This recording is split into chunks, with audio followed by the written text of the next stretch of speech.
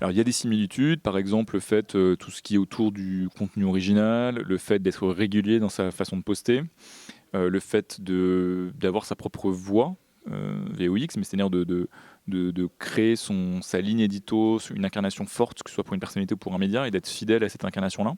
Il faut que les gens sachent à quoi s'attendre quand ils vont voir un média. Donc tout ça, ça vaut sur les 2 plateformes.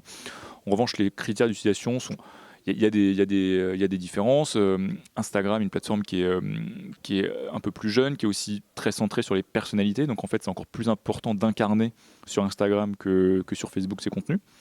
Et puis les formats des contenus peuvent être un peu différents. J'ai beaucoup parlé par exemple sur Facebook de l'intérêt de diffuser des vidéos de plus de 3 minutes. C'est pas forcément le cas aujourd'hui sur Instagram.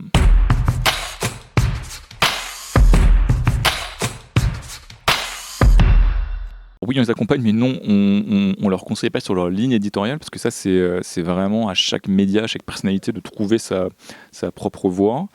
Comme je l'ai dit plus tôt tout à l'heure, c'est pas Facebook qui choisit de mettre en avant tel ou tel contenu.